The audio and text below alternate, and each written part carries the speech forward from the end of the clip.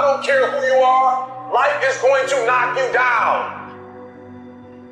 Listen to me, many of you right now, life's got you up against the rope, and you got to do me a favor. Like, you can't give up. You can't give in.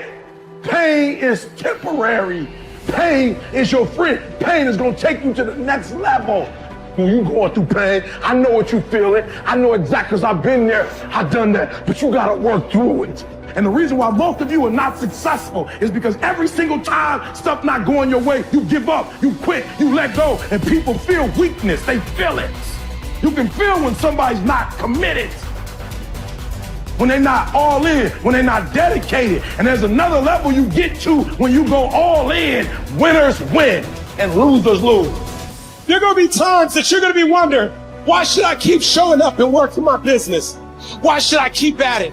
Why should I keep showing up to the conventions?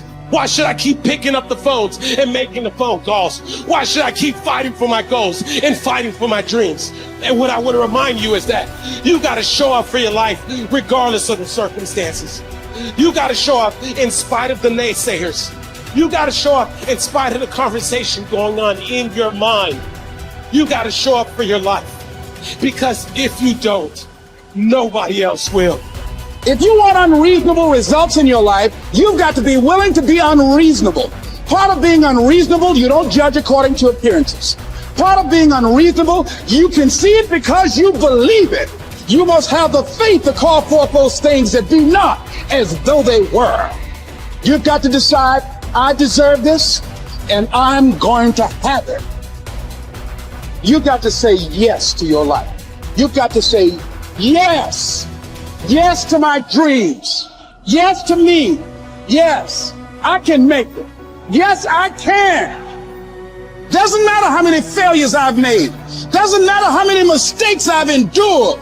Doesn't matter about my defeats. Doesn't matter about what I've done. Yes, yes. I don't care about the fact I'm in a hole now. Doesn't matter about where I am. The last chapter to my life has not been written yet. If you judge me now, you'll judge me prematurely. I'm still in the process of transforming my life. I'm still in the process of becoming. Yes. The brilliance of Thomas Edison was not in his mind. It was something much more ordinary and often much less respected. I've got no imagination, he once said. I never dream. I've created nothing. If you're someone who doesn't like Edison, you might think that this is Edison admitting to stealing his inventions from other, more brilliant inventors, like Nikola Tesla. Not quite, but he did readily concede that most of the credit belonged to something other than his brain. The genius hangs around his laboratory day and night, Edison said. If anything happens, he's there to catch it. If he wasn't, it might happen just the same. Only it would never be his. What he's talking about is showing up. The incredible, underrated power of clocking in every day, putting your ass in the seat, and the luck this seems to inevitably produce. Edison lived in his laboratory and never missed a day. Like Gehrig, even when he was sick, when he was tired, or when visited by tragedy or disaster. The modern conveniences we can trace to his lab then owe far more to his body than his brain, to the compounding power of consistency rather than sheer brilliance. It wasn't about inspiration. It was about getting to work, show up and try. Get on the treadmill, pick up the violin, script out some sequence, reach out to some clients, read some reports, lift a couple weights, jog 1 mile, cross one thing off the to-do list, chase down a lead. It doesn't matter what it is. All aspects of our life benefit from this circumscribed kind of thing. Just as long as you do something every day, that is the important thing. Show up. When you're tired, when you don't have to, even if you have an excuse, even if you're busy, even if you won't get recognized for it, even if it's been kicking your ass lately, once something is done, you can build on it. Once you get started, momentum can grow. When you show up, you can get lucky. Is this still hard? Yes. But the good news is that because it's hard, most people don't do it. They don't show up. They can't even do one tiny thing a day. So yes, you're alone out there on the track in the rain.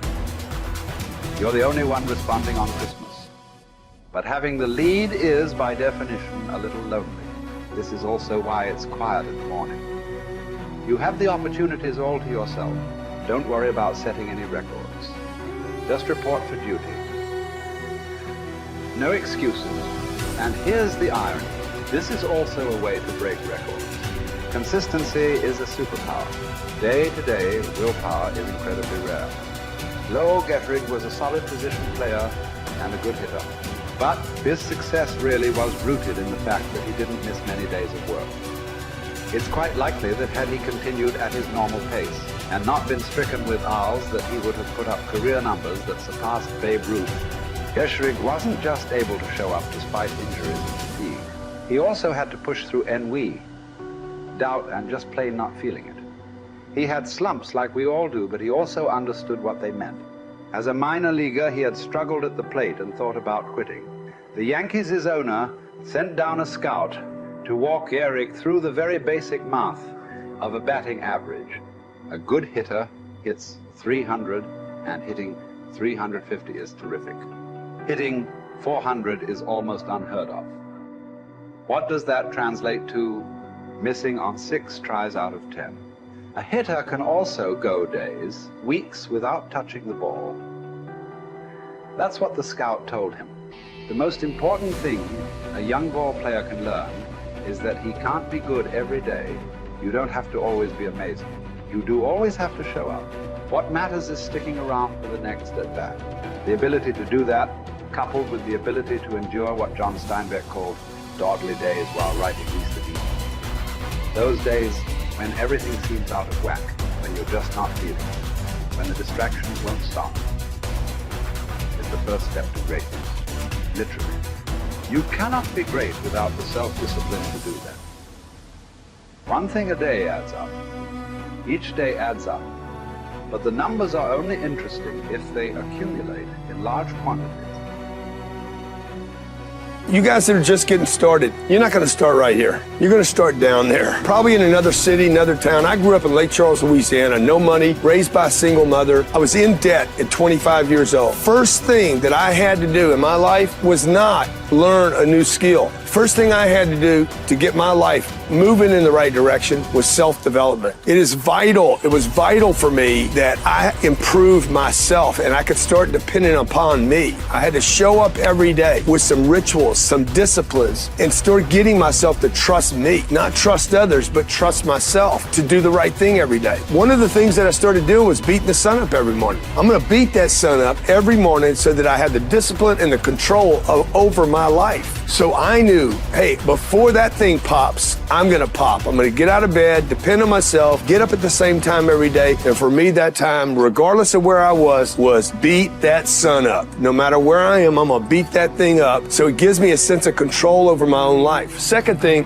I had to start cleaning up my life and my friends and my environment. When I was younger, between 15 and 25, I was doing crazy stuff in my life. Wasting my weekends. I have the saying, weekends are for the weak. I was drinking, fooling around with a bunch of bad things, bad people. At 25 years old, I cleaned it all up. Quit going to those places. Quit hanging out with people that did not have ethics and discipline in their life. I wanted to build something in my life. I wanted to become someone. And to do that, to become someone in the eyes of the world, just beating that sun up every morning gives me the sense of accomplishment that I did what I said I was going to do, that I woke up when I said I would wake up, and I start building respect for myself, start believing in myself so that I can go out into the world. And maybe today when I go into this meeting that I'm dressed for, they'll believe in me as much as I believe in me, and that'll show up in a contract, a deal, maybe even some money.